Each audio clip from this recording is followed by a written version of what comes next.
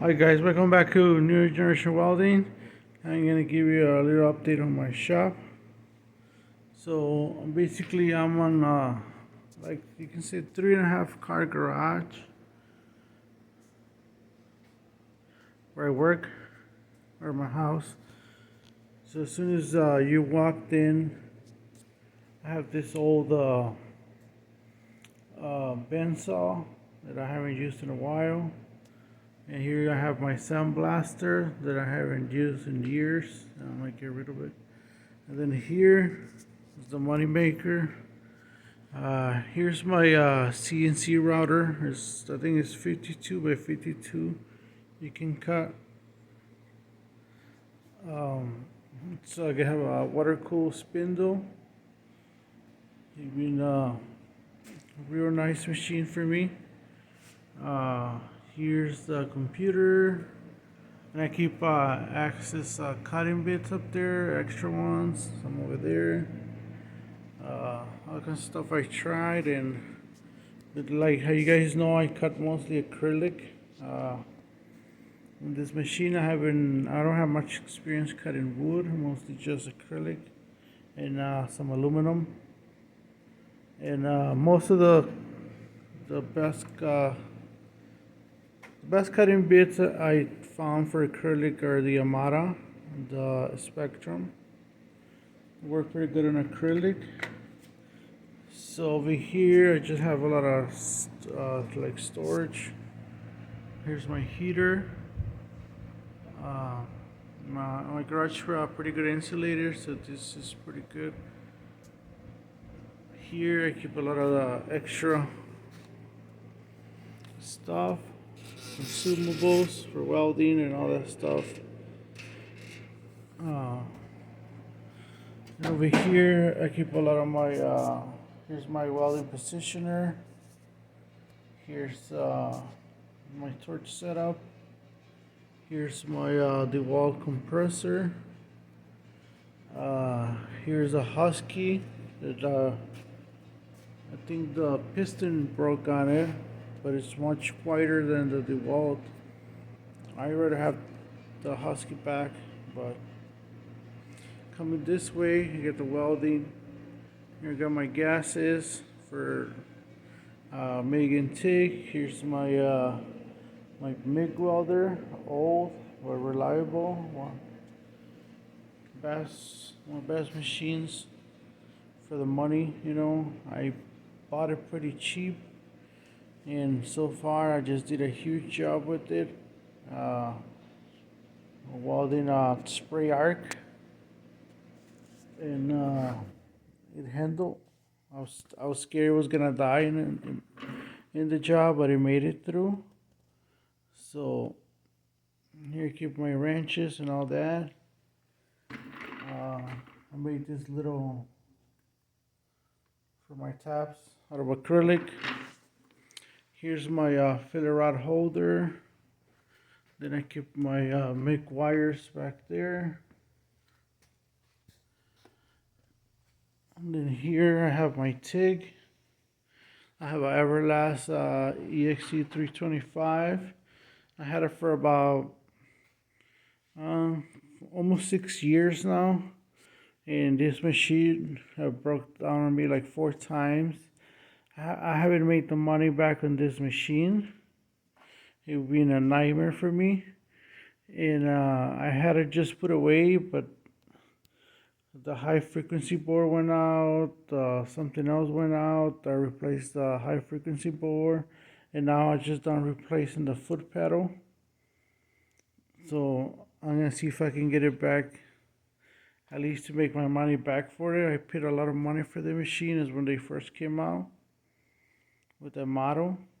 The water cooler being reliable, because I use it with my HP and with the Harbor Freight TIG welder.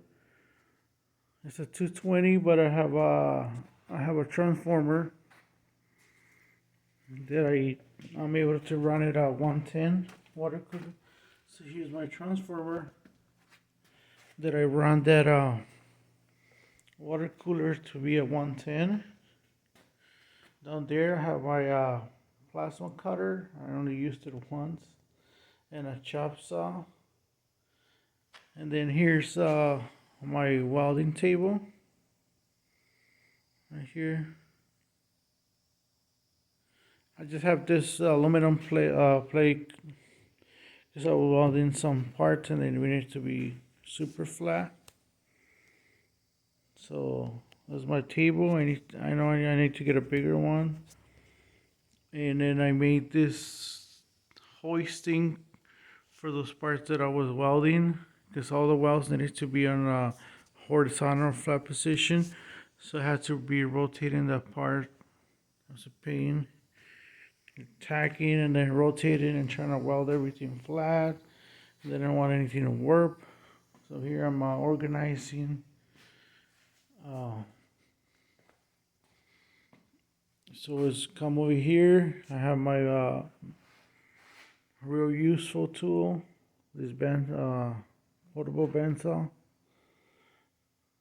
You know, you can turn it on, cut anything right away, and I use it a lot for acrylic, metal, whatever, everything. Here I have my, I usually sharp my tungsten. And then I have this mill that nowadays serve more like a desk. And I have all my my drill bits, you know, all this stuff. I love using chamfer tools, you know, and keep all my drill bits over there, tabs, and miscellaneous down there. And then here's my laser. I think it's 36 by 42. It has a new Rita controller. I just bought it just specifically for cut acrylic. I cut some acrylic. I haven't engraved much, a little bit here and there, but I haven't really had any much time to play with it other than just cutting parts. But I use more of the CNC router. My helmet here. I have the HP that I'm gonna probably sell if the Everlast stay working. Here's my air condition. Here's the exhaust that what I did for the laser, and then for the air condition. And then over here we have no, let me go this. Yeah, over here we have the material. So here I keep like smaller pieces, and over here I keep like full sheets of acrylic. I use mostly clear, blue, gray, black, white. I have full sheets over here. I was trying to stack up on the clear because it's hard to come by right now. Because with the COVID, using all those shields, I was making a lot of those sneeze guards. So they're still not 100% organized. Here's all the feed I have for the.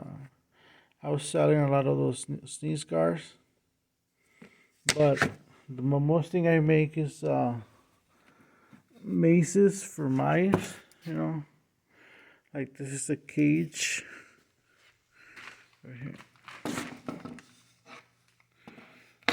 You know, like stuff like this, like cages. The stuff for labs were they use for mouse, rats. This is a rat size. Then I made a small one for mice or mouse.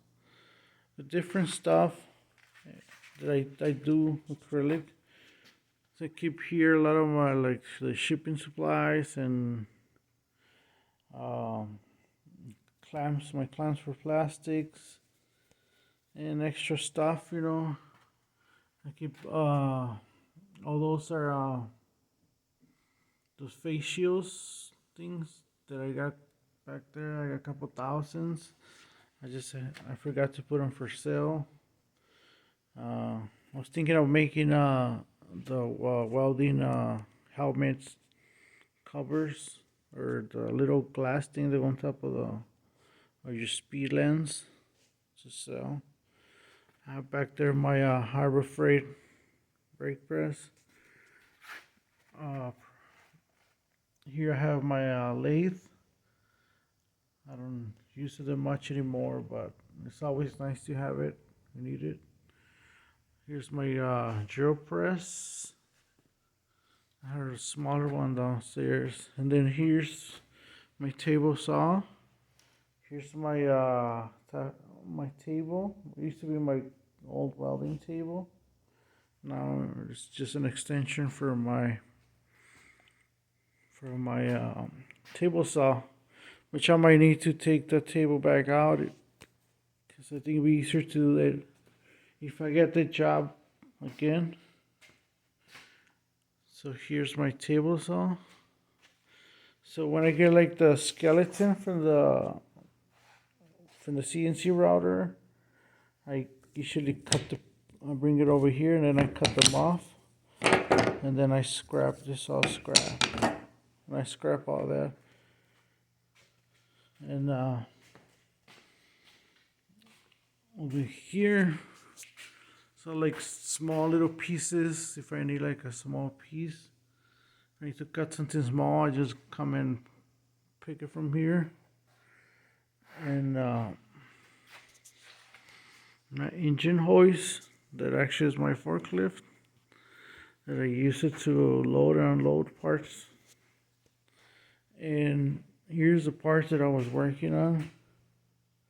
I made all the material was out of a 1/4 inch. The outside walls, and then the blocks, they were like 1 inch, inch and a half thick. So everything had to be welded on the flat horizontal position. And then I guess they're for nuclear plants, control the radiation from escaping. Something about the radiation travels through the middle of the channel, and then they fill them up with lead and controls the radiation from escaping. So it's a lot of welding.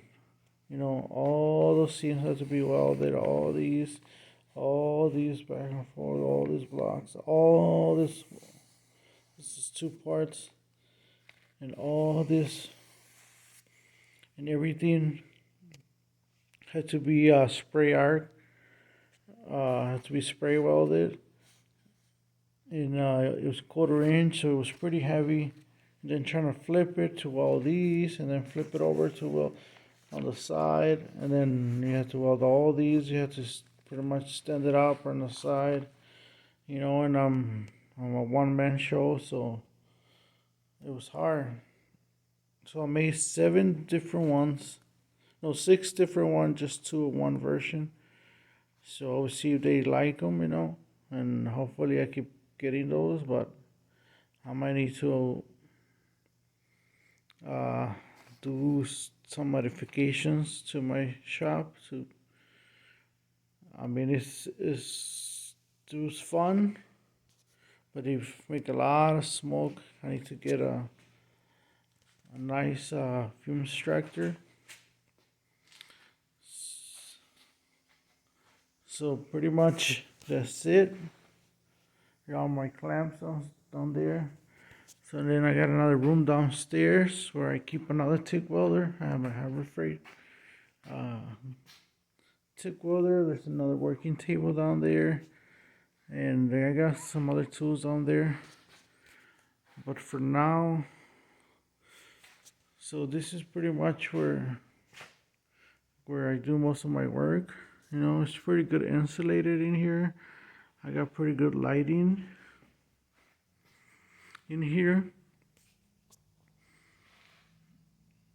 So that's pretty much it. So thank you for watching, and if you have any questions, let me know, and thank you.